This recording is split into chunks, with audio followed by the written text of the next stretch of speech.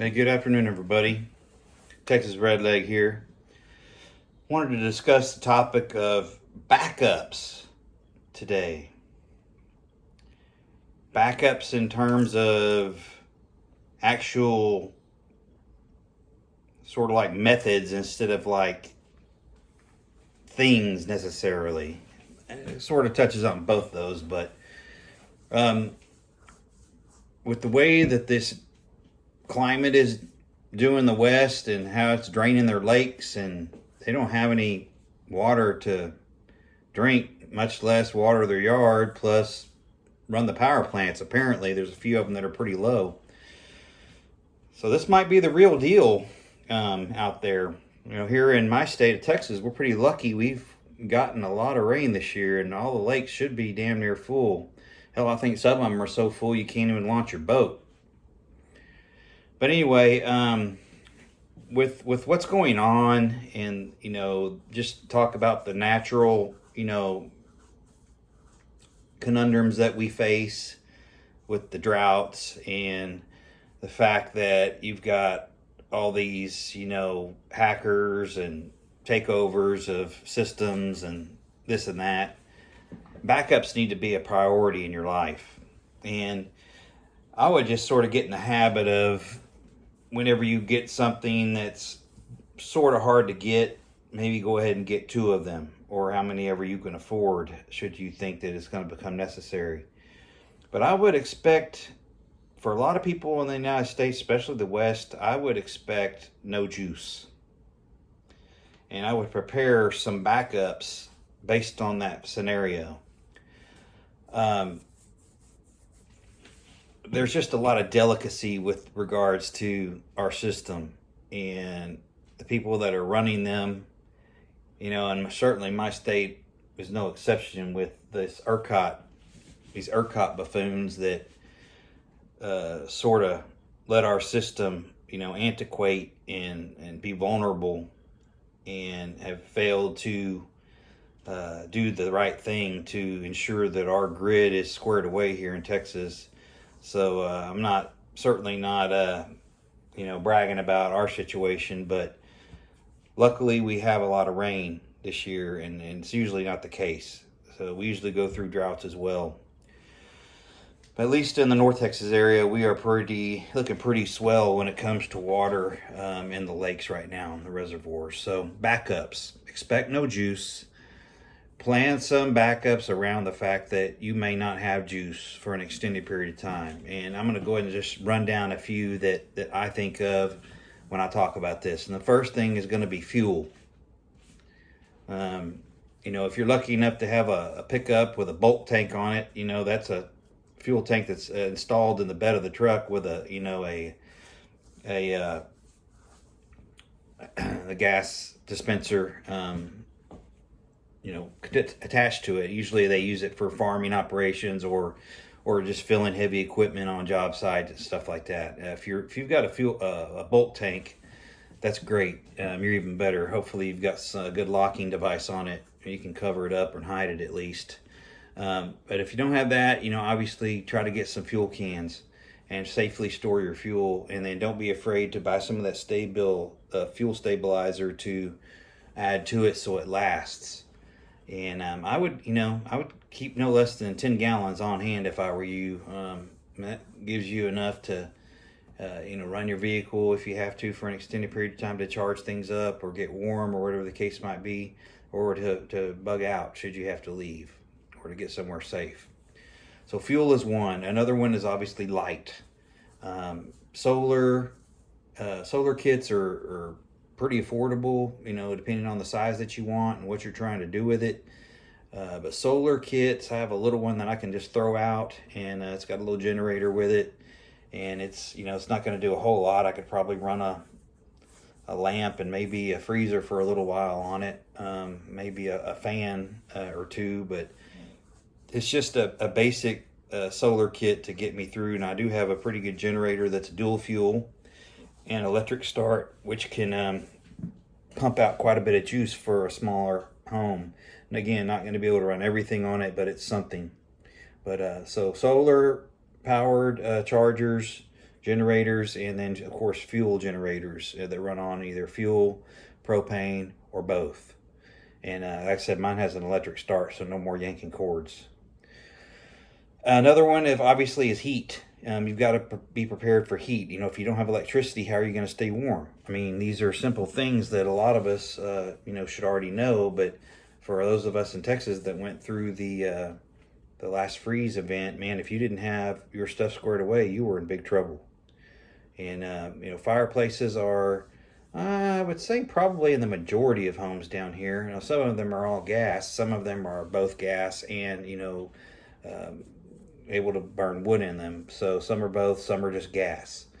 And of course the older ones, the old school ones, are just wood and they don't have gas connected to them. But some people are lucky and have the ability to burn wood or just run gas in their fireplaces. So that's huge. But obviously you need blankets, maybe some propane heaters that are safe to run inside. Make sure you read all the instructions and can do that safely. And with that, be sure that you've got a decent, carbon monoxide detector and all that stuff, and make sure the batteries are good in it. Another one is cooking. Do you have propane? Do you have a camping stove you can cook on? Do you have a gas range where you're able to still cook if power goes out?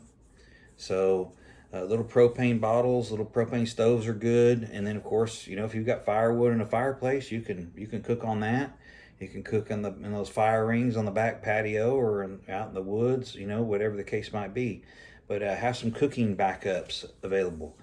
And, with regard to medical devices, those are going to be a tough one if you don't have any juice. I mean, I think you're pretty much going to have a generator to run something like that on a regular basis. But like CPAP machines and other things like dialysis machines, that's a tough one. I would look at what the requirements are for that device, and if you have to have it to live, you certainly should have a backup for that system for the long term, and maybe look into something like that, see what you can do.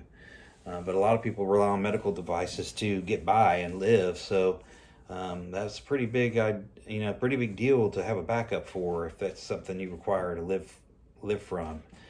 Another one is maps.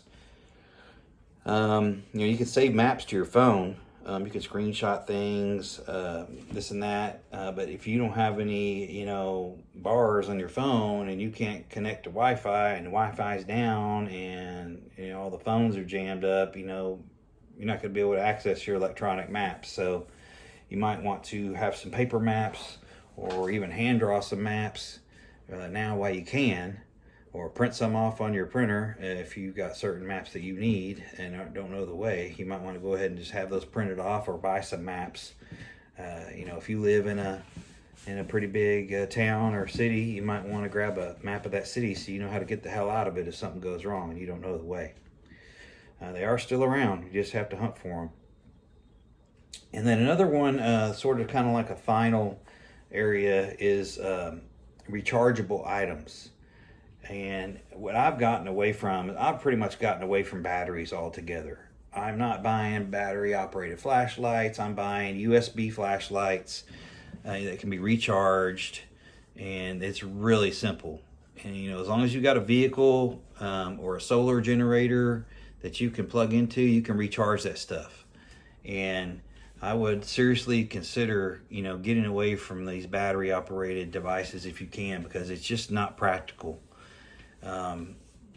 Hell, they're probably all made overseas anyway, and once something goes down, they're going to cut off the battery supply, and that'll be what it is. You'll have what you got. So I would really look at investing in rechargeable devices based off of USBs instead of batteries themselves.